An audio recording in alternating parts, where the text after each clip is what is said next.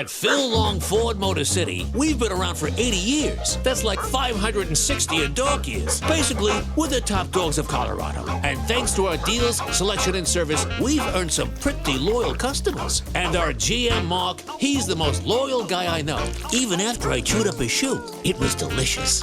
Great trucks, amazing deals, and belly rubs for dogs. Come see why Colorado drives Phil Long Ford Motor City. Hey guys, where's my shoe?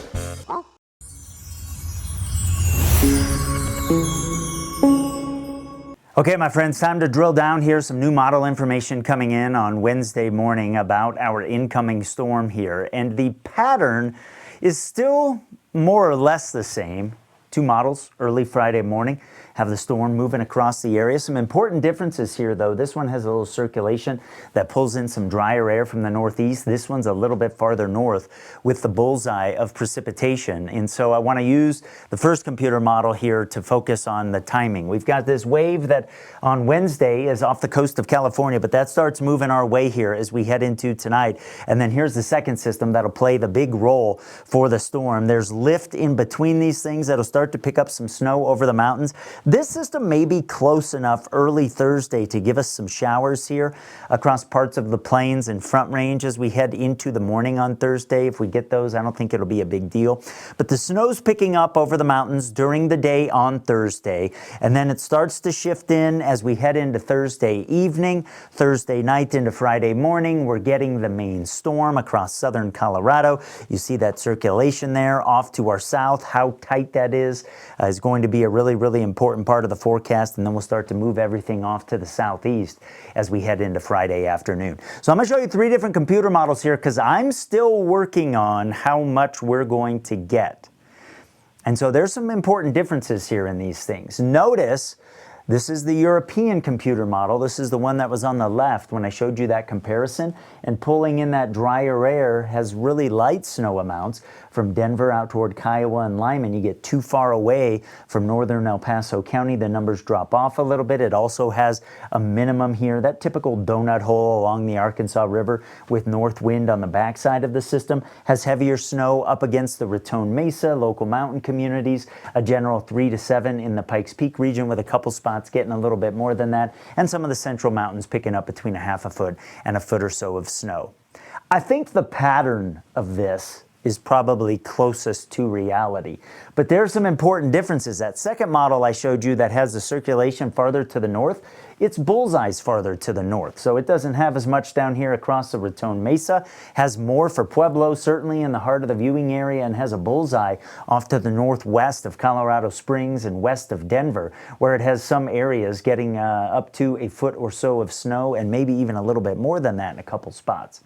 So, you know, the north or south always plays a role. That's the case with this current system. And then here is another computer model here that has similar ideas to what we saw in the first one, that we've got that minimum along the Arkansas River. It doesn't have as much here across the Raton Mesa, but has a bullseye sort of tighter into the middle part of the viewing area. So there's still some work to do here because, you know, if we're up around 8-9 inches in parts of the Springs, obviously that's different than if we're around 3 or 4. I mean, that's double the snow, so we still have some work to do. But we can use a drill down in some numbers here to tell the story and start talking about impacts, because ultimately it's impacts that are most noticeable. So I'm going to start in our high mountains here with Vail, and I'm going to take the late part of Thursday morning into Thursday afternoon. You see the snow chance picking up here in the mountains, so they're getting it first. And you see the wind's not too bad here, and then the snow chances start to drop off a little bit Thursday night into Friday because it's shifting over us here in southern Colorado. So Woodland Park and our local mountain communities, we start off tomorrow morning okay, but then the chance of snow ramps up in a big way as we head into the late afternoon and certainly into the overnight. Oh, and by the way, the visibility's coming down because not just the snow, but the wind starts to pick up as well. So that Friday morning commute is more likely to be impacted with ice on the roads and blowing snow than the afternoon commute. But we might have some bursts of snow coming in for the afternoon commute on Thursday. Here's a look at Falcon. You see the same thing. Through Thursday morning, we're okay. Then the snow chances go up. They increase into Thursday night and early Friday morning. Visibility's coming down. Wind is picking up, starting to get gusty here. New model data updating right now. That was kind of cool to see. Not really changing the idea too much there. It is getting a little bit windier with the storm.